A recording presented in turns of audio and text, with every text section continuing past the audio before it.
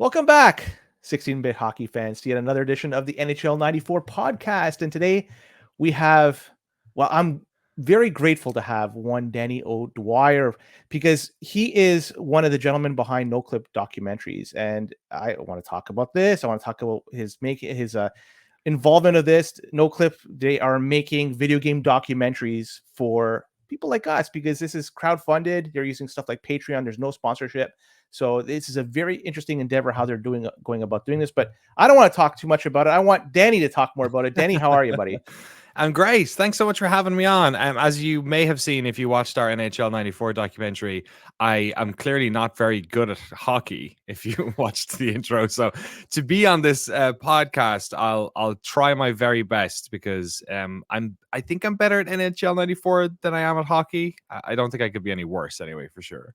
Well, at the very least, I'll do my best to pass you the puck and you just tip it in and you'll be able to score goals. We'll do one-timers every time. Exactly. I could probably do it on when they pulled a goalie in the last, say 40 seconds. I could probably maybe do it then. I feel like the Irish sport of hurling is not that far removed from hockey. The problem is the ice. That's the issue for me. Hitting something with a stick, not a problem. Ice, I'm like Bambi, not good. I'm with you. You know what? I'm a Canuck and I can't even skate. You put me on skates, I'm probably just as good or bad as you are. So we're in the same boat, man. I can rollerblade. I skateboarded, BMX, and rollerbladed for about 10 years. I can do rollerblades okay, but yeah, that's maybe street hockey is what I need to do. I need to move to one of those summer hockey towns where it's warm at the moment where you are, right? It's not winter. It is anymore. very nice. Yes. Do the kids go out and play street hockey? That's the thing. When they can, yeah. The gentleman next door does that. The little guy next door does that. So yeah, nice. It's still a thing over here. Nice. Did you just call a child a gentleman? Does he wear like a tie? Is he like a particularly sort of fancy lad? He's refined. These kids these days are so much more refined than we are. You say this, I'm watching I'm wearing a floral shirt today. Only because my daughter, I wear like black shirts every day, and my daughter was like graduating kindergarten today, and she was like, "Dad, I want you to dress in your wedding clothes." And then I was like, "Well, that's not going to happen." She was like, "Can I just pick a shirt out for you?" And she picked this one, so I decided to wear it for the interview as well. Oh, congratulations to the young lady or young O'Dwyer. Young O'Dwyer. That's awesome. Good for her. She's going to be graduating to grade 1. So this is really good stuff. Exciting times. I want to talk about Noclip. I want to just I want to learn a little bit more about this. Sure. First off, what is a team? How big is this team? Because I couldn't find this information. Yeah, we're not big. There's basically 2 of us full-time and then 2 more part-time. So we started almost 8 years ago. I used to work for a video game website called GameSpot.com. I was sort of their lead host for a few years here in America. I'm from Ireland originally. I worked at their studio in London. My dream was to work for the San Francisco office. And about 10 years ago, I moved over and did all that. And it was an absolute dream come true. And then after a while, I'd spent so much time talking to developers as part of that job. We didn't have as much exposure to talking to game developers in London. We had a little bit of it, but here in San Francisco, suddenly, because it was GameSpot and because the other big video game website, IGN, was like literally 2 blocks down the road, developers would send their developers to us. So suddenly I had access to all these devs. And after a couple of years of it, I was like, oh, I know nothing about games development. Like I talk about this for a living, and like thousands of people listen to me and my expertise, and I know nothing. So it really had this effect on me. And after a couple of years of doing it, I realized that, we'd done a bunch of interviews with developers, and I was like, this stuff's great. Like, they're super smart. You just have to edit the stuff in a meaningful way and give it a bit of time and a bit of space to breathe. And also, I could travel. I could do this. I could hop on a plane with one of my friends and we could go do this around the world. So that's what we did. My friend Jeremy, who had worked at GameSpot for years, he had quit maybe a year or 6 months earlier, and he was doing freelance video production. And we had coffee one day, and I was like, those videos we do, I think I want to do that full time, and we can try Patreon, because at that stage, a bunch of guys from IGN had left and started a company called Kind of Funny, and that was sort of the first through the wall for video game Patreons, right? This is almost 8 years ago. And I was like, well, if we got like this much, then we could do it. And we ended up getting 4 times as many as I thought we would on the first week. So that was that. And I've been doing it now for 8 years. But it's myself and Jeremy Jane, that same guy from day one. And then now we hire we have a full-time person who records gameplay for us. Sorry, part-time, but that's what he does pretty much all the time. And we have a podcast producer, but that's it. We're a small little team. We keep the costs low and we keep the work entertaining. We try Lean to. and mean. I like that. Yeah, And exactly. from what I gather, the next videos, I mean, the videos that you have that are guests that are going to be coming up, these are all suggestions by the fans. I mean, I think it's secrettape.video is how these videos or ideas come about first off. Do I have That's it right? No, this is actually a different thing. So Oh, so lots of our the series that the NHL doc was in is in a sort of a mini series on Noclip called Greatest Hits, and those ones are all voted on by our patrons. So we literally we don't even stick a poll up. We actually just do open invites. They can pitch whatever they want, and then people can like upvote and downvote the comments, and then eventually we do a poll where when it's like, oh, it's clearly these 5 are the ones people like. The first one that won was Roller Coaster Tycoon. We had one on Thief back in the day. We've had a couple that have won that we haven't been able to stick the landing on. Like Unreal Tournament won a bunch of times. We're actually working on that now, finally. But it just sometimes you're like, oh, no one wants to talk to us about it. We can't do it. And NHL was in the mix for a long time, and sports games don't. Like that's the thing. Like a lot of our stuff tends to be first-person shooters and PC games mostly, right? Genesis, Mega Drive era sports games don't really get a look in, but NHL 94 is not like every other sports game. It's like it has a different flavor to it. So it was really cool to see it break through. Secret Tape is like that's our white label like video production company. That's like a whole different thing. We've done documentaries for, we did a documentary on the 25th anniversary of Half-Life for Valve. They paid us to make it, and that's on their YouTube channel. So that's a separate got it. business, and we do some stuff, but yeah, it's disconnected from the Patreon stuff. So you mentioned something I was going to ask you later on, but I think it's a good time to ask. Is it Genesis or a Mega Drive in your opinion? Oh man, well, it was Mega Drive for me because I grew up in Ireland. So, and we're good Catholic boys, but we weren't naming our video game consoles after, religious texts. It seems a bit presumptive, if you ask me, for the people in Sega to start, I'm not going to name a console, from the Quran or something. You know what I mean? Like it's a bit out there. Genesis, I don't know.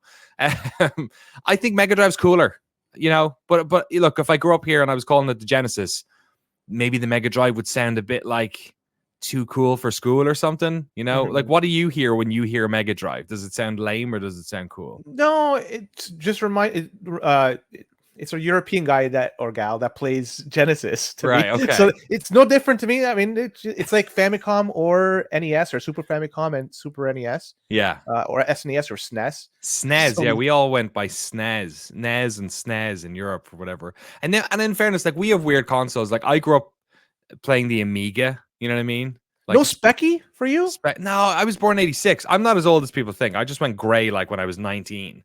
So but the Spectrum was still around at that time. Like even in the early 90s, it was still around, right? I guess. But even the Amiga by that stage, like, but by the time I'm 10, it's 96. You know what I mean? But I think we got a console computer for the first time when I was 8 or 7 or something. Ireland was a very poor country in the 80s. So we were sort of, nobody was buying game consoles until like 94, 93. We'd sort of like crawled our way out, and the Celtic Tiger, as they call it, was starting. Yeah, the first one I had was the Commodore Amiga, which is basically the Commodore girlfriend, which, that might be the most telling thing about who was buying computer games in the early 90s, that they named one the girlfriend. The Amiga rocked though. I don't. Yeah, the Amiga's great. The name. It was. No, my whole shelf here is just Amiga games the whole way along. I absolutely adore it. It's great. It's got my next one was the Mega Drive. But my love of games started with other sports games like Sensible Soccer and stuff over on the Amiga. So are you more of a PC guy or a console dude? I play everything, honest to God. Like I have to, and I like to. I sit at a PC a lot of the day because I edit a lot of the day, and I mean we all work in front of PCs predominantly, right? So when it comes to PC, I spend a lot of time playing like indie Steam games and stuff like that. But I want to get off the PC a lot to play games, so I have my TV behind me here. We've a TV upstairs as well, and yeah, I jump on that thing. I get a lot of work out of my Steam Deck as well, which I guess is a PC, but doesn't feel like it. Feels like it's sort of taking the space of a Switch or something.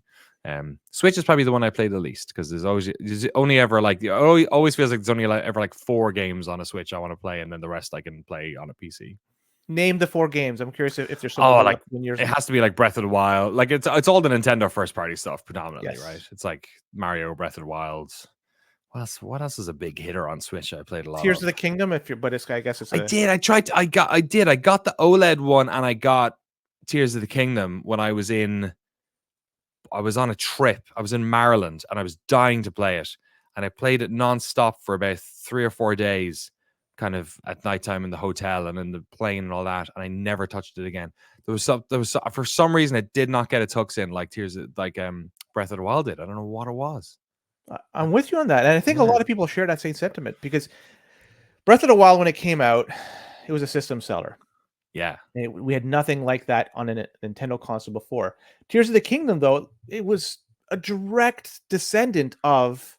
It's the only Zelda game that was there's a Right. sequel, and Yeah, you're right. They often go in. Actually, they often go in the complete opposite direction. You've got your Ocarina Majora's Mask situation. You've got yeah, everything that happened on the GameCube and the Wii. They often change a lot because of the hardware and because they take a lot of time between Zeldas, and they did with these kind of as well. Like was it 4 or 5 years between the two of them? between Breath of the Wild and Tears of the Kingdom, it Yeah. was 7, I think. Was it that many? Wow. So yeah. So but obviously we're just in a different landscape. Games don't change as fast as they used to.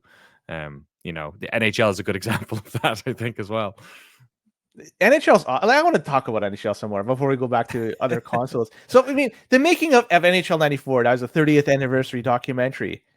I want to hear your thoughts about making that because I would assume you might have touched on NHL '94, maybe a little bit dabbled in it, but doing a documentary, you went neck deep at that. I would imagine you were playing, you were talking to people involved. It's like, what are your thoughts on the game itself, the community, and just the whole thing as a whole? I 100% like in my like bones understand why and aren't surprised by the fact that there are still people who play NHL 94 tournaments every year, who have a podcast about NHL 94, who are on Discords about NHL 94. I get it. I 100% get it because it is a special game. And my exposure to it was, and I mentioned it in the doc, I think, was a double pack that was sold in Europe, which I think is very funny, where they couldn't get people to like buy full price Madden or NHL games, so they just put them on the same disc. It was called EA Sports Double Header, I believe, and it had EA Hockey and Madden. I want to say 92, was it? I forget which one it was. They just called it John Madden Football over there, right? Mm-hmm. And I never. There are some American sports that are shown in Ireland. Like you'll see the Super Bowl, right? Or like certain football games are on the weekend. Maybe it's an East Coast game that's played early, and you might see it and stuff. We hardly ever see, we see golf a lot. If it's over there, golf's obviously very big in Ireland as well. Hockey never makes the cut. We never see ice hockey on television in Ireland because it's, I feel like, predominantly played in the evening. There are midweek games. There are, and for whatever reason, that never gets shown. Baseball is kind of similar. You don't really see it. So the only time I'd ever seen hockey was playing this game. And I was like, this is fucking mental.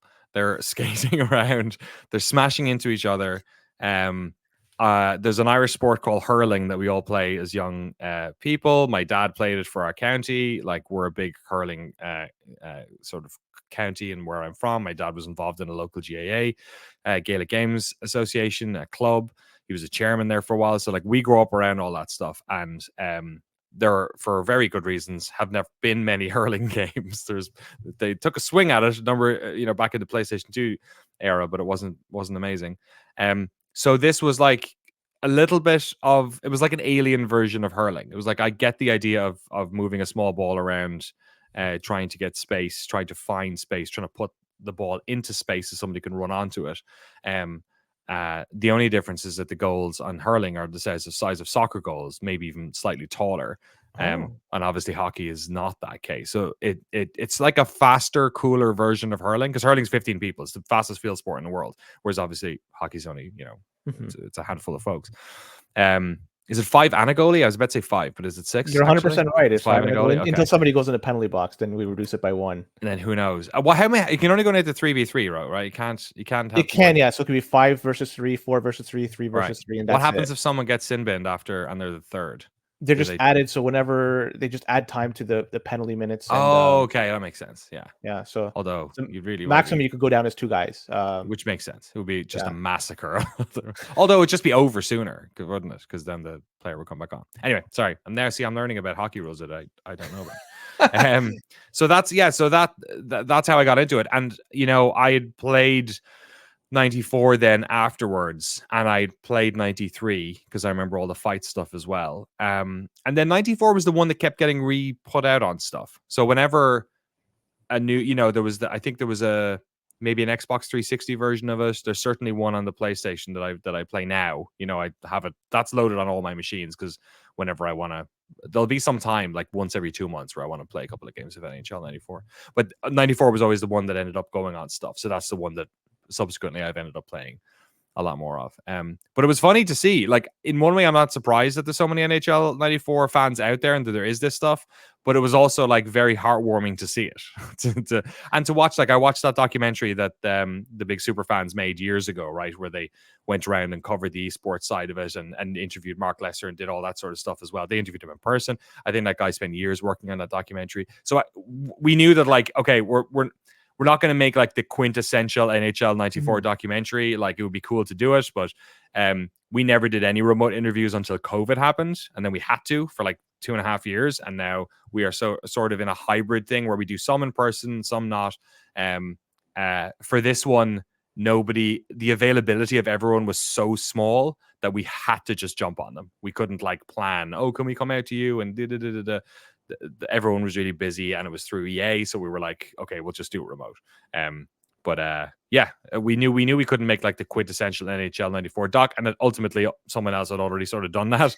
So what we wanted to do was kind of the difference thing that we do is that we focus on process, we focus on development.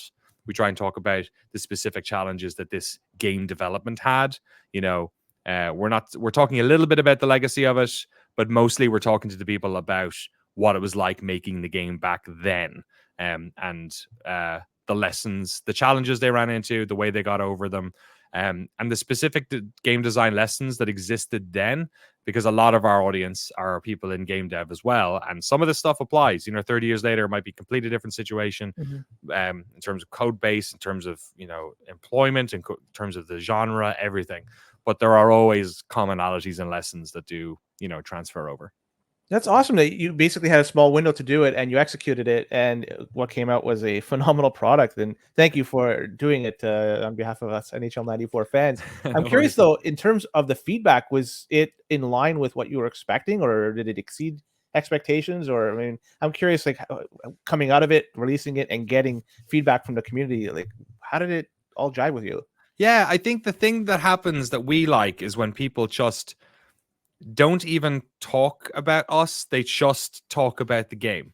Like that it almost feels like the way in which we produce our documentaries, we're trying very hard to not get in the way of the conversation between the people who made the game and the fans. I'm there, to do the intro and to do the bit of voiceover and storytelling, Mhm. but it's not about me. It's not about my love of this game. Like, I'll put a bit of that in there just to humanize it a little bit, to be a proxy maybe. But we set up Noclip. Like, I had a decent following when I left GameStop. Oh my god. I used to work at I've done it. I used to work at GameStop back in the day, and I would say GameSpot. And when I worked at GameSpot, everyone there accidentally said GameStop all the fucking time. And now I do as well. So apologies. When I worked at GameSpot, I left and I had a decent following online, but the whole point of this whole thing of calling it Noclip, of being this separate entity, was because I wanted it to be like the 30 for 30 of games, or I wanted it to Ah. be the planet Earth of games. I want of games development docs. I wanted it to be to get out of the way of it, and Richard Attenborough's there, but really he's there just to get you in the field with that leopard, or to get you in the bush with that sloth, or whatever it is, right? And we're in a similar position. So whenever I read the comments, the thing that I always want to see is just people reminiscing and talking about their experience with the game, and maybe referencing something they saw on the dock and being like, oh, that makes me think about this thing, or makes me, think about things differently a little bit. And we saw loads of that, and we got lots of emails from people. That happens a bit, where people watch it and then they want to reach out and say thanks and stuff. But we have the easiest job in the world. All we have to do, like, it's kind of hard to mess these up. We've been doing them for so long. It's hard to really make them really, really, really good. Like, I always feel every project we do, we could have done a better job, and we just try and put that energy into the next one. But yeah, that's what I was really enjoyed, was just like how people were very sweet about Michael Brook and Mark Lesser, and yeah, got an insight into like how different game design was back then. I feel like that's an important thing that we have always tried to do at Noclip, is to try and show the human side. We're not trying to whitewash corporations. You know what I mean? We're not here to do PR for megacorps. EA does not need us to do their press for them, or whatever. But while I believe that that's the case, and people should be hold corporations accountable and whatnot, those studios, even and today, still are still full of people who have who care about their kids and have mortgages and care about the games they work on, even if they don't maybe reach the watermark that people want, or maybe they exceed them. They're just people, trying their best most of the time. In games, they're usually trying really, really hard, because the hours can be really intense. So yeah, it was just very nice to see people celebrate the game. That was the whole point. The whole point of this stuff was this is an excuse for us to just celebrate the game, to talk to these lads and give them a shout out. And yeah, it was I definitely saw that in the comments. For Well, sure. I want to say thank you for doing it. I mean, on a personal level, I could say for me, when I watch this, even play NHL 94 or dabble in the community, it's very extremely nostalgic for me. When I play it, it brings me back to a time when I had much less, I didn't have bills to pay. Right, It was just, yeah. I was a kid, or a young teenager. A So simpler time. it's much simpler time, right? So like I could do that, and it's like brings me back to that, and I could be a kid again for a brief period of time, and everything with the world, which is very crazy that's going on around us. To me, it just wipes all that out, and I could just focus on the stuff that's just pure and fun once again. And yeah, what you guys did helped rekindle the spirit of NHL 94 for me, at least. So that's funny, because I think there are some docs we do where that is also the case for me. This was kind of that. It was a little bit different because now I live in America, so my childhood version of hockey is a very North American thing, right? So that version, I still remember it a bit, like playing that game. And like I have lots of memories of playing that game, but for some reason, like it kind of half got me there. We recently did a documentary about the music of Wipeout 2097. It was called Wipeout XL over here. It was like a sort of more adult version of Mario Kart, I guess is the best way of putting it, like futuristic or whatever. But that is literally just about the soundtrack, and that whole documentary, when I was making it, was pure nostalgia porn. It was just like, this is, every time I look at any gameplay of this, I am immediately, it's 25 years ago. So yeah, we definitely try and do that as much as we can, and a large part of that is getting out of the way of the story. It's just is like talking about the game, showing it off.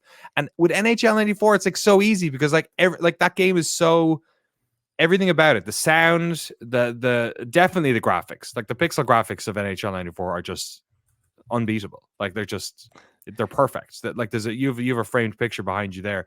They yes. just always, like, we used one of the guys, or a couple of the guys on the thumbnail for the video. Even the box art for it is just awesome. It's just a photograph of guys playing hockey. Like, it's mostly white. Like, the negative space is really smartly used. Yeah, I love the there's just so much about that game, the sound of it, the look of it, the gameplay, the music that gets played, all that stuff. Just it's very, what's the word, evocative maybe. So again, we just tried to get out of the way of the game as much as possible, you know. You touched upon Mario Kart Wipeout. What's the GOAT version of Mario Kart in your opinion? The best one. Look, Mario Kart problem is the Mario Kart problem is like a thing we bring up a lot over here at Noclip when we're talking about the projects that we work on, because your favorite Mario Kart is your first Mario Kart. Like almost, I would say, unless you your first Mario Kart was like a real stinker. Like, I don't know, was there a Game Boy Advance one or something? I'm not quite sure. I don't know. Yeah, I don't know if there was a bad one. That might be a problem. So I think my favorite is Double Dash. That was my first one I played on first one I owned on a GameCube. I didn't own a Nintendo console growing up. I was pure Mega Drive. I went to my friend's house and played Mario Kart on a Super NES, but it was like I wasn't very good at it. But Double Dash was the one I got into. What about you? The original one on SNES or SNES or whatever you want to call it, just because that's the one that I first played. We played the shit out of that game when growing up. Such a good game. I wish it had the ability to play with more than just 2 players. Right. Oh, is there no 4? Yeah, you're right. There's no 4-player. Yeah. No, it's just 1v1. So I guess technical capabilities was preventing that. But either way, like we had so much fun playing it growing up. And no multi-tap for that. Remember the multi-tap? I used to play like 4-player Bomberman. I guess 8-player Bomberman. I think you could do on the Mega Drive. Get that multi-tap. Really? Yeah. I'm pretty sure you could do 8. Could you do 8? I think you could do 8. Somebody listening knows more than me, but so there was a version of Bomberman you can do with like stupid amount of people, like 16 or something. It was like the N64 version or something. I don't know. Crazy. Since you're a Mega Drive guy, what's better than Revenge of Shinobi or Sonic? Oh man, I mean, I really, really like Shinobi. I never completed it. It's so hard. There's 2 endings, by the way, in Revenge of Shinobi. I haven't found one of them. I'm certainly not going to find the second one. I think it has to be Sonic. Like if you said like Shinobi and Streets of Rage, I might have a bit more trouble. But I think no, for me it's Sonic. I think even though Sonic's kind of a game, it's like I was about to say a bad game. There are some games that only worked then, you know. And we just did our Wipeout documentary, and at the end of that doc, we talk kind of about how that game was so good back then, and people have been trying the new Wipeouts to be as good as the old Wipeouts, and they never will be. And it's not because the people who made them later aren't making good games. It's because the time and place in the UK during the height of dance music, during, you know, these were the first ever 3D games on the PlayStation. Like this was a very particular time and place, and that's why that game hit so hard. Sonic is very similar. Sonic actually comes up in that documentary as well, because Sonic is similar in that like nobody wants to play a game where you can run that fast where the screen is that small. But back then, didn't matter because it was like, oh my god, blast processing. It looks incredible. NHL 94 is the opposite of those games. NHL 94 plays as good today as it did back then. Like there is nothing you know what I mean? There's nothing about it. It's not slow. It doesn't feel slow. The graphics don't feel old. You know, they look old, but they don't feel crap now. They have a timeless quality to them. Mm-hmm. The AI is, you know, you can figure it out if you've played enough of it, but it's still really good and playable, and it's a great 2-player experience. Like, sure, maybe you could give it a splash of paint or something, or make it load faster on a port, but in terms of its gameplay, it still works, and there are not many games where that's the case.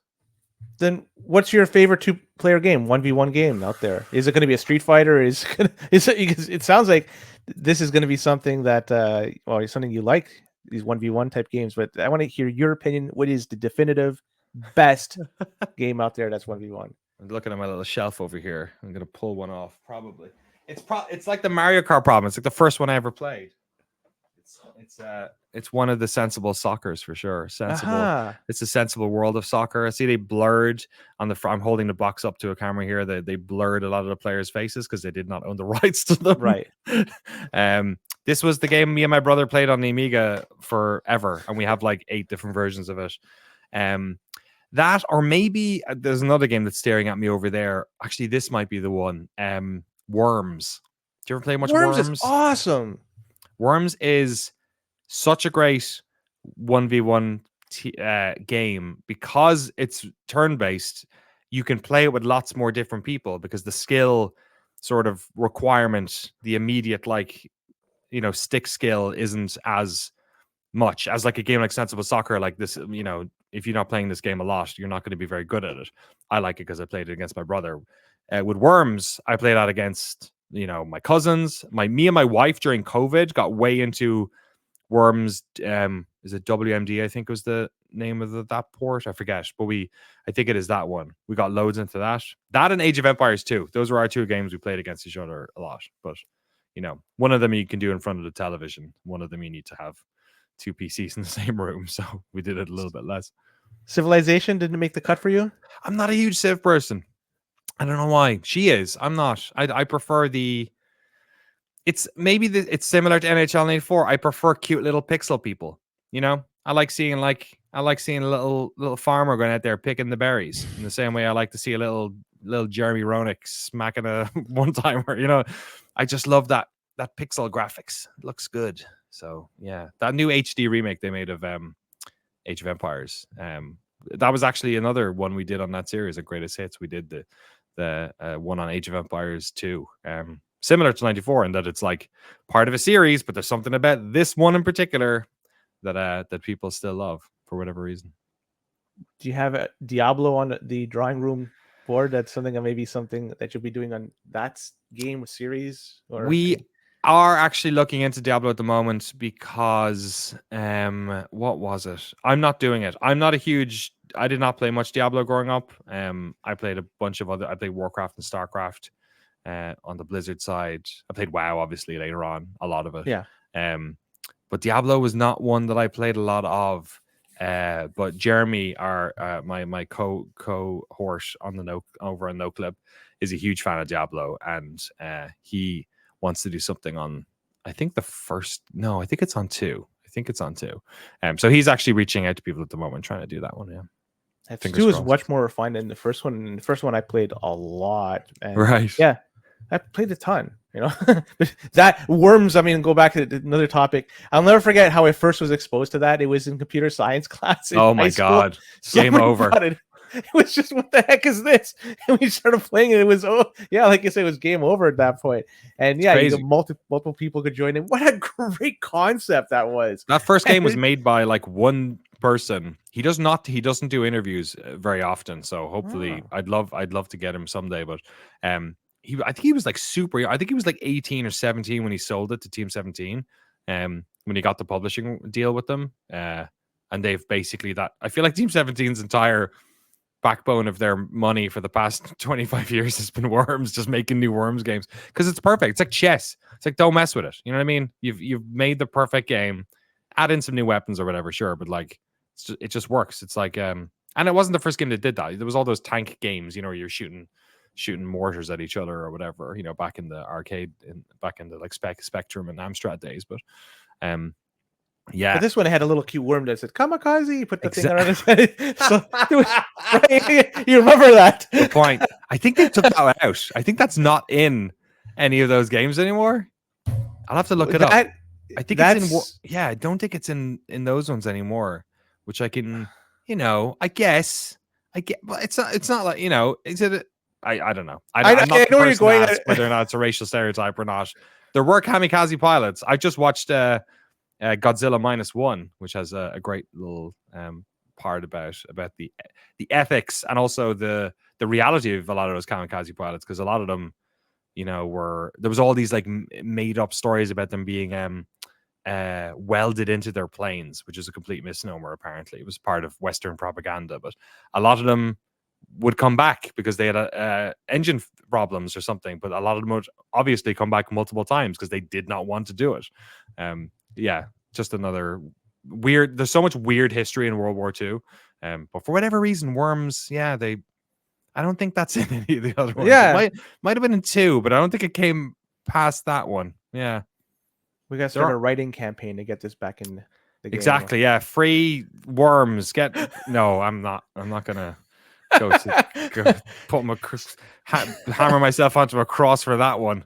It was also like the worst move because like there were plenty of ways for you to kill your own worm and kill another worm. You could just stand beside them and do like a grenade or something. Because also when your worm died, it made an explosion. So Right. strategically, it made no sense to use the kamikaze because it shot you off screen usually anyway.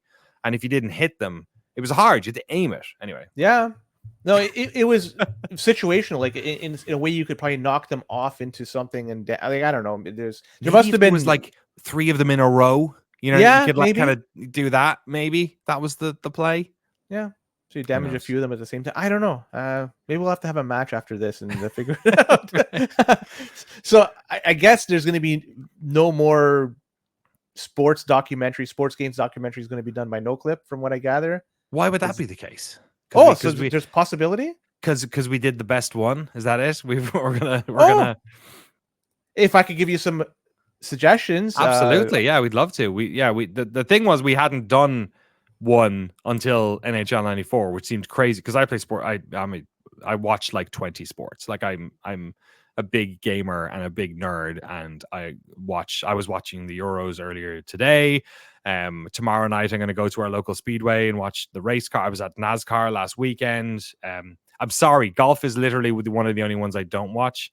I used to caddy for my dad, and it's It's as tough much to fun watch. as it's like, well, a lot of sports tough to watch. Baseball's tough to watch, and yes, I'll have it on a second screen. I feel like I would get into golf if I just left it on the second screen, but it's just because I have so many other sports going on. But yeah, let me, what would be your name 5? What are 5 sports games do you think would be worth I could give diving you into? two that like Okay. definitively come to mind. Okay. RBI baseball being one. Oh, okay. Yes. Fair. Anyone in particular, like the original?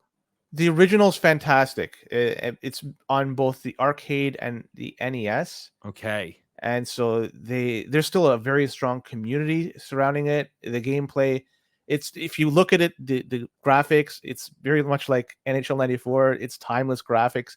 The gameplay is still fun. It's just very relevant today, and RBI baseball being one. The second, I would suggest maybe is Tecmo Bowl, and Okay. Yes.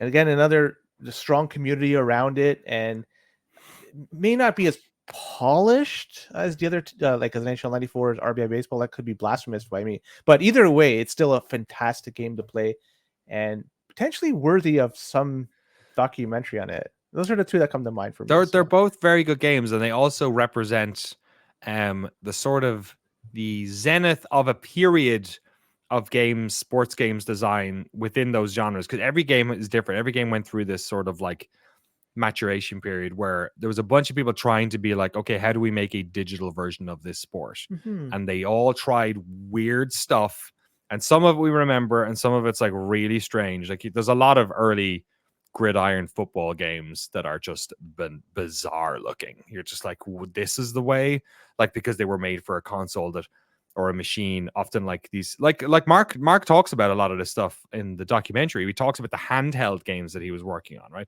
And a lot of sort of that was one avenue. That's because the console market didn't really come from one place, because it was kind of a lot of the Spectrum stuff, PC stuff, arcades, and then also these things. They all sort of converged a bit, but those games are really interesting because they had to be made for specific piece of hardware. Like we've got loads of these things lying around. Can you make a baseball that works on this? Yes. So you have to. So what I think like RBI and Tecmo Bowl kind of are is kind of we figured out the way we want to do these, and then somebody kind of did a really good first draft of one, and that was it. And those are those games, and then we sort of went from there, as it were. And Yeah, good sequels on both of those as well, with RBI 2, RBI 3, and Tecmo Super Bowl. So like there was great sequels. So there's lots of material that you could draw upon.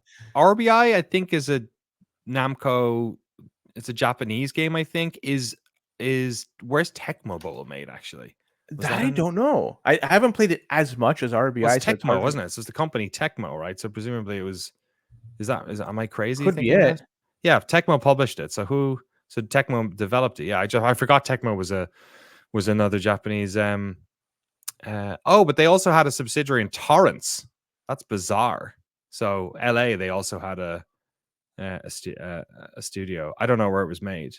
That's cool. So presumably both those are Japanese developed American sports games. Uh, Although, no, calling baseball an American sport, I feel like, is considering how much of it they play in Japan, is maybe a bit of a stretch. That's a bit or more. say Venezuela, Puerto Rico, Oh, you're right. Yeah, just, yeah. Not Cuba. so big in Europe. We've got Yeah, cricket. Who needs baseball when you've cricket?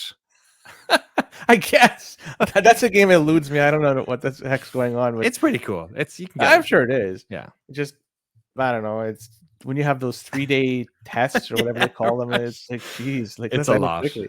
Yeah, That's why. What do they do now in India? The 20. it's the 2020 World Cup is actually on right now, where it's basically they limit the amount of innings, which is something that baseball just does, but they don't really do that in cricket. So yeah, that's the 2020 games are sort of like a compressed version of it. And then I think the IPL also does. I don't know if they do 2020, but they do shorter games as well. It's not like the Ashes where Australia and England play each other over the course of like what feels like 40 weeks to see who wins a tiny cup full of ashes, which is, I don't know, Now I gotta ask. history. There's some good cricket games. Brian Lara Cricket on the Mega Drive. Great game. Great game. I didn't even know they made a cricket game. I'm gonna try it out. I gotta download the ROM. Do it. Brian, I swear to God, Brian Lara Cricket is the NHL 94 cricket games. Let me tell you, I'm not even joking. Like it's iconic in its own way. I think I have a copy of it lying upstairs. Actually, yeah, it's good stuff. That's awesome. You did. I mean, now you. Well, Noclip did a video on one of the more recent Final Fantasies. I think 14 Right. it was. Yeah. Yes, online. Final Fantasy 14 online. We did that. Well, pre-COVID, obviously. I think it was our second year, so it'd be about 7 years ago now. This summer, we released it. So yeah, I think maybe we recorded it 6 or 7 years ago. Yeah, that was fun. That was a real. NHL 94 is a good example of a documentary we can do where I know the game really well, so it's not that hard. Final Fantasy 14, on the other hand, was I'd never played a Final Fantasy game for more than 2 hours. I'm not a huge JRPG fan. I was gonna ask you if you played 4 or 6, which is here. No, Those would never. be an awesome documentary. Those are iconic games, And this is the problem. When we started Noclip, I was like, I hope other people do this stuff because we're never going to be able to cover everything. There's going to be blind spots for us. There's going to be stuff we're not that into. And some people kind of have over the years, but like not a lot of people have come and gone doing it because it's really hard. And it's like you have to really love it. Like, and I love doing this stuff. And that's why, like, in a way, we did Final Fantasy 14 online because I was like, well, there's a huge story behind this. It got pitched to me at the first ever patron meetup we did. We were filming our first documentary ever, which was the only sort of quasi sports game we did before, which was Rocket League, which is basically soccer with cars. And we were in San Diego recording that, and one of our patrons pulled me aside and talked to me for about 15 minutes about Final Fantasy 14. And I was like, this is crazy. They like completely remade the game while it was still online and then launched it and then made it part of the story of the game, that they were destroying the old version of the world for a new one. It's like, I did not know any of this. Yeah, we went over, and I think the reason that documentary comes up a lot when people talk about Noclip is because we got Japanese studios I feel like Japan's coming up a lot, and I'm not a Japanese expert. I've been there one time and it was to record this thing. But sort of, I don't like painting any culture with a broad brush, but in general, as from a Western's perspective, it's harder to get access to Japanese studios as a Westerner, and they obviously don't open up as much as perhaps they would with their local media because there is a language barrier there's a cultural barrier, all that sort of stuff. But we spent a lot of time there. We talked to them for a long time. We were very sort of open about what we wanted to do. And they were, the reason people I think like that doc is because they were super open and honest about the whole thing. And we even talked to the CEO of Square Enix about it. They gave us access that not a lot of people get. And yeah, it was cool to put it together. There's so many crazy stories out there. Sometimes the game, it doesn't matter if you are into it or not, the story is worth it just on its own. And I think a lot of people watch that documentary who probably never played Final Fantasy 14. Gosh, I was kind of hoping that you would have mentioned, yeah, I love Final Fantasy 4, I love Final Fantasy 6, but maybe Fantasy Star. Is that because you had a Mega Drive? Are Exactly. That's you? the thing. I was a Mega Drive. I was a Mega Drive boy. I didn't have my first Nintendo was a GameCube. So you want to talk to me about Beautiful Joe? You want to talk to me about Resident Evil 4? Sure. But yeah, no, I wasn't even a fantasy a PSO or a Fantasy Star guy or anything. Oh, because Fantasy Star, they have also Fantasy Star Online. Yeah, PSO is huge. I mean And that's a PlayStation 2 game. That's still around. I'm yeah, pretty yeah, it's a sure. fan made, like, they keep it up. The fans do it. It's kind of It must like be. Ultima It must Online be in a like a way. server. Yeah, where it must be They a got a server. I shard think or something Ultima they might call have it. official servers. I might be crazy. I think Ultima is still officially up. I think it's that current. Really? Yeah, I think so. I might be crazy. I'm pretty sure. I think so. Yeah. Something needs Eve to be is done as on the well. death of Eve's not Lord that old. British. Like that one time that he died in the game. Have you ever heard Yeah, that he was story? stabbed. Yeah, they what happened? There was a bug. There was a bug and somebody went up and stabbed him. They casted a spell, a fire spell. That's what it was. That what So yeah, so he was there. He was just, I don't know. He was doing a flex in front of a whole bunch of people, and this guy realized, hey, you're not impervious to magics, and so he casted a fire spell and burned him to a crisp. Amazing. Poor Richard Garriott was at home, just like dressed up as a king in front of his PC, going like, "What?" The respawn button pops up. Yeah, I've never interviewed him. I've wanted to for a while. We've talked on Twitter a few times.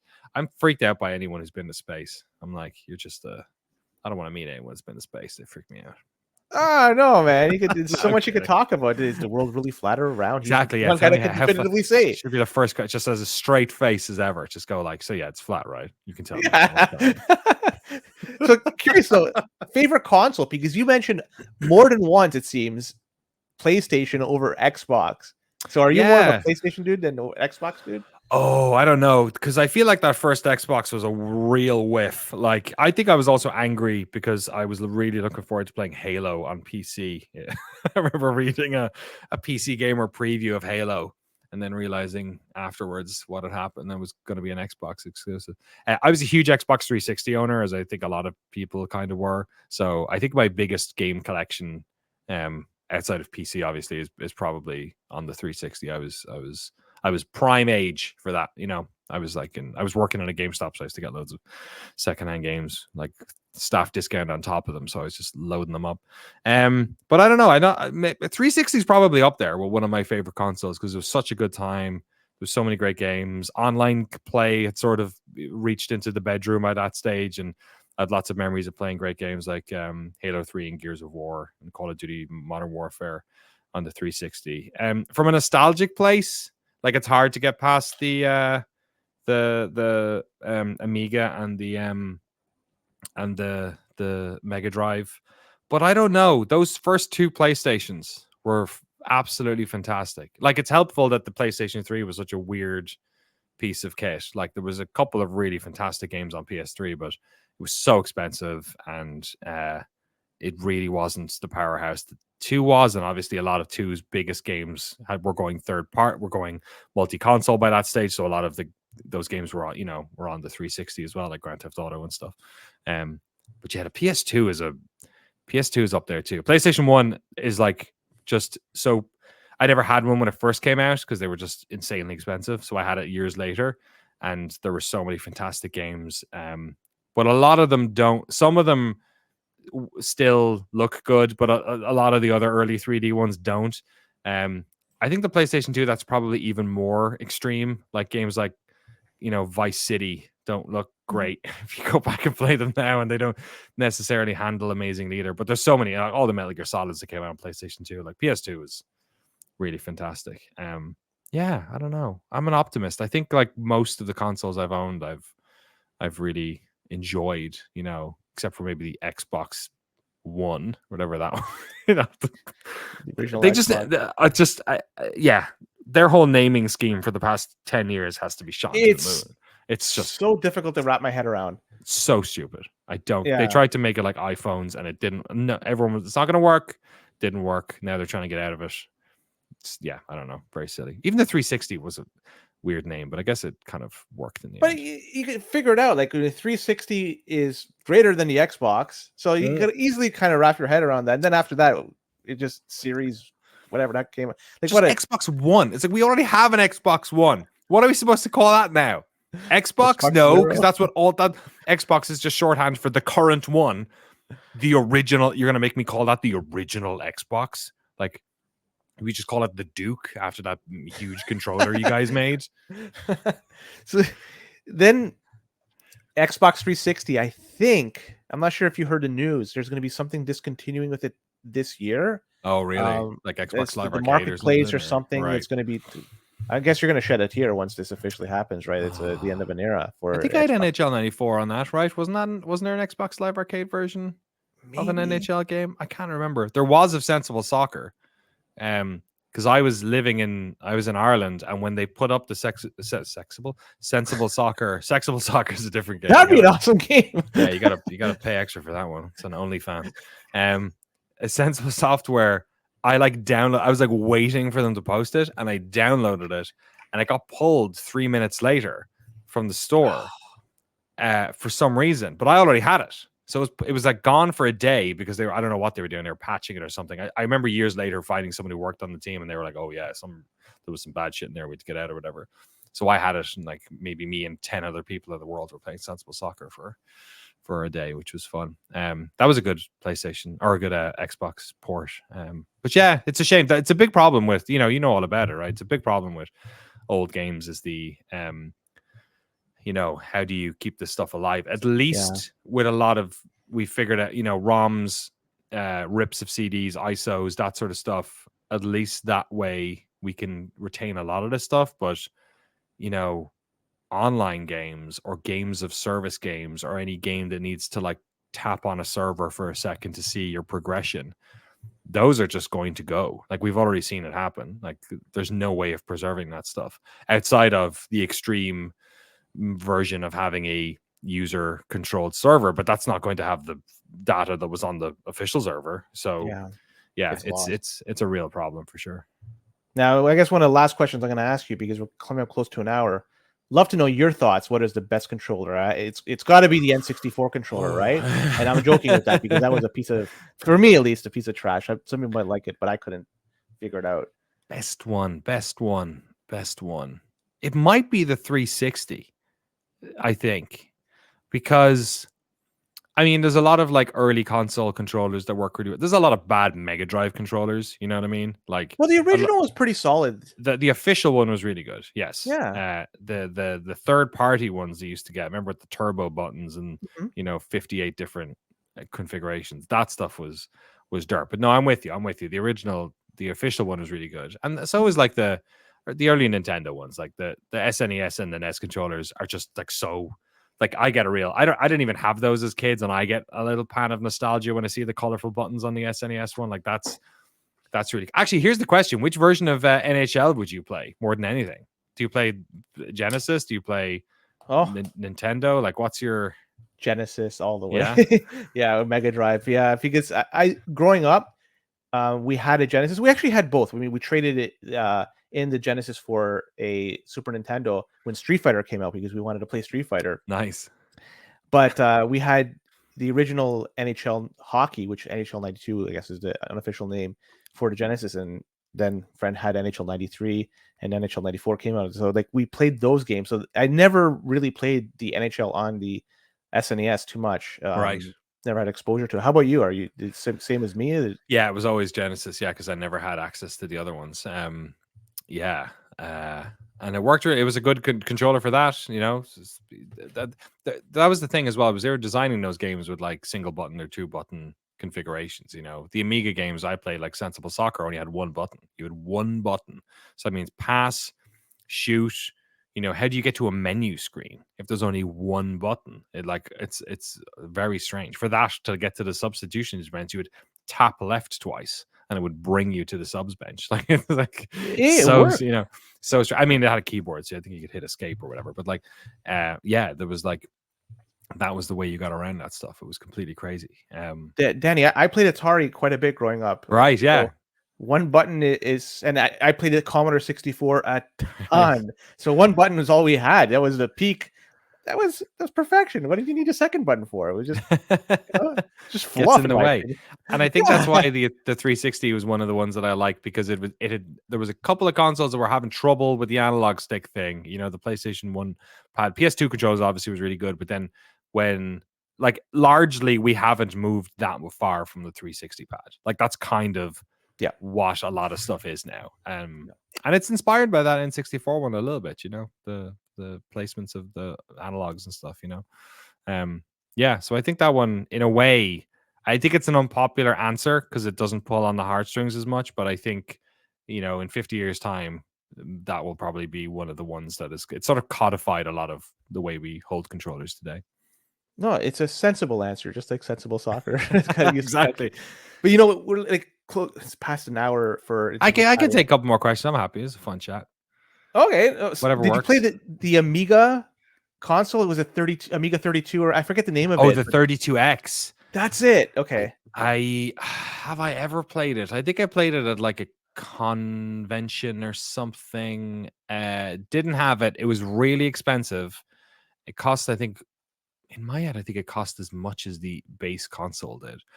I didn't have the 32X, and I didn't have the CD32 either, which was their other.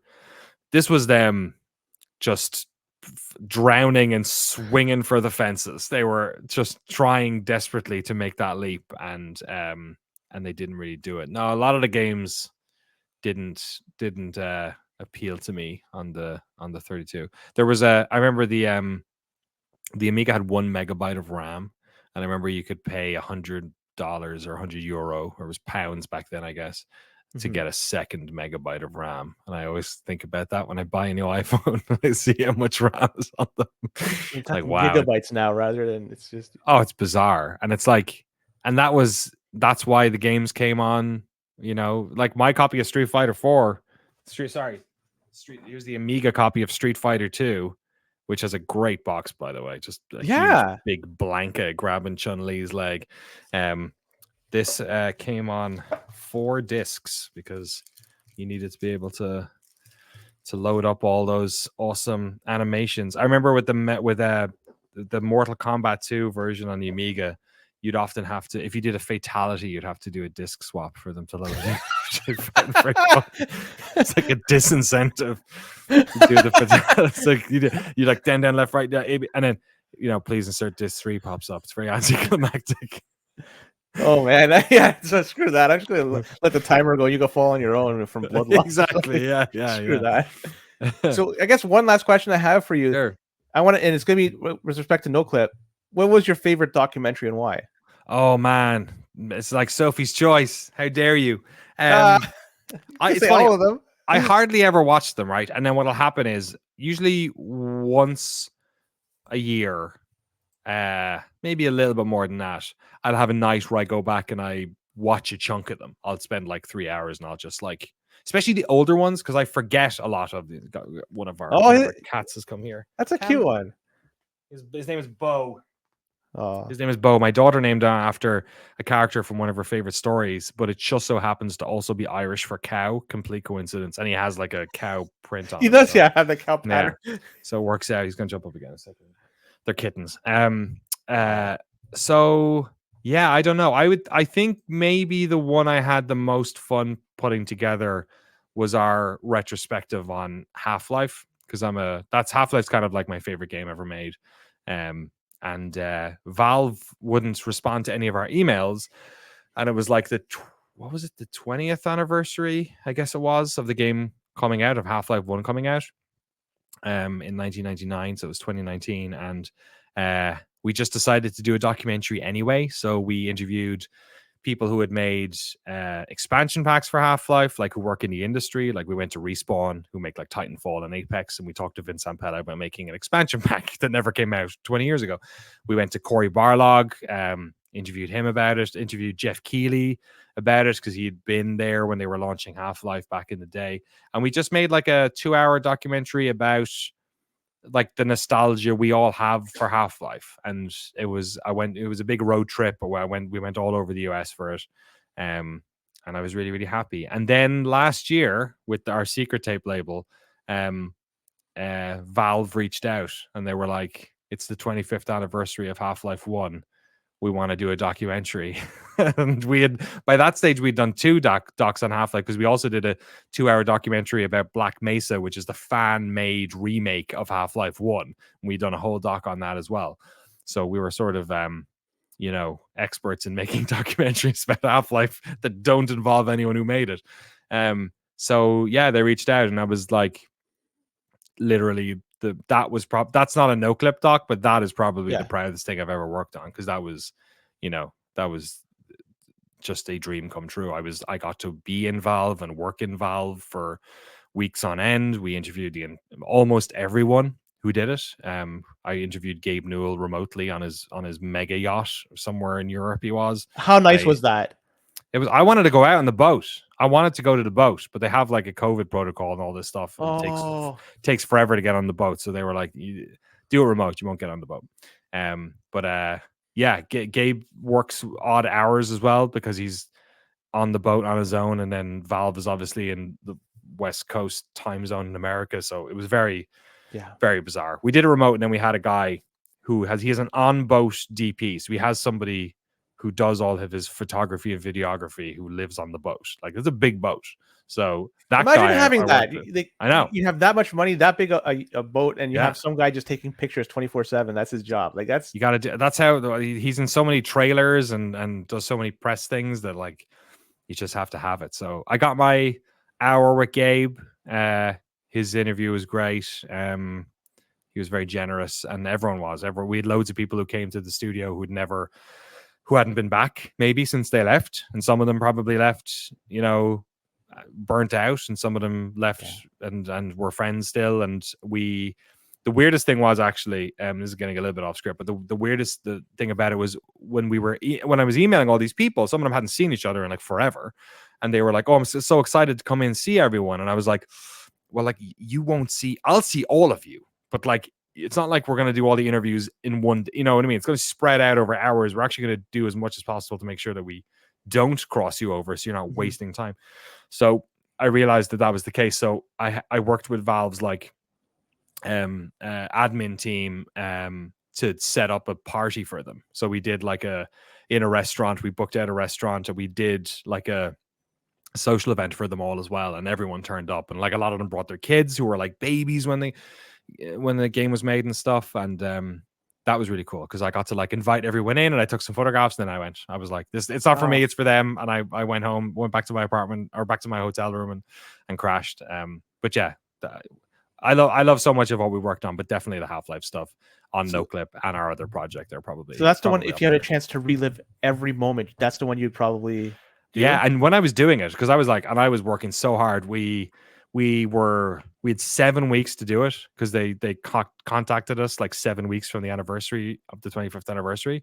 So I was working really long nights. I was spending a lot of time up in Seattle away from my family and all this sort of stuff. And I remember talking to my wife through the whole process, she was like, "Are you okay?"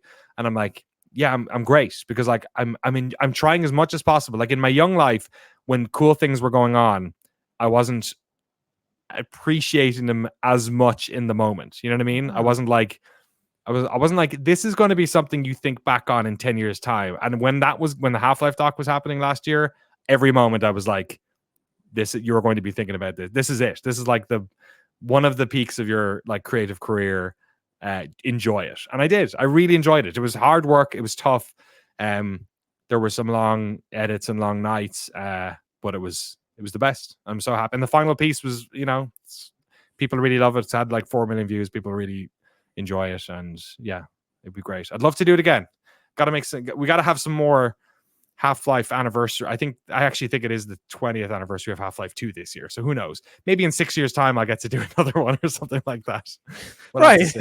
Every milestone. I hope you're able to achieve those peaks again, and recognize when you do that again, that this is a moment in time that makes life worth living, because these don't happen very often. But when they do, it's good that you recognize them, because some people, as you mentioned, when we're younger, we don't. But as we grow older, with wisdom, we figure out, man, this is an interesting moment in time. But anyways, It's getting long. I want to respect your time. I want to thank you for coming on.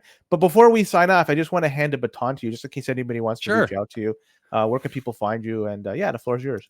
Yeah, thanks so much for having me on, Len. It's an absolute pleasure. I think I told you before we started recording that whenever we work on one of these projects, we sort of wade into the waters of a community that already exists. You know, we're not experts on any of the games we do our documentaries on, so we have to sort of like, the first thing I do is go and find Reddit's subreddits, go find podcasts, go find community groups, watch any documentaries that have already been done within the community, because we want to make sure that we don't sort of repeat the past, and also that we respect the games as much as we can. So yeah, my only apology is for the terrible skating in the video, but you know, I figured that was impossible to get away from anyway. Shout out to Snoopy's Home Ice, by the way, in Santa Rosa. That is the place where we filmed all of our ice skating stuff, and they were very cool. They let us book out the whole place at like 6 o'clock in the morning, I think it was. But yeah, if people want to find our stuff, it's youtube.com / at Noclip docs. So if you just type Noclip into the internet, you will find us. We have a weekly podcast as well, the Noclip Crewcast. We have an archive channel as well, a separate YouTube channel that we upload archived VHS tapes that we're making on. We have a huge container full of game history that we're preserving at the moment in 1080p, or as good as the format will allow us to. Yeah, and we have our Patreon, of course, as well, patreon.com/noclip, but we don't put any of the docs behind paywalls. We just have extra stuff like, you know, extended interviews. We do a patron show, bonus scenes, stuff like that.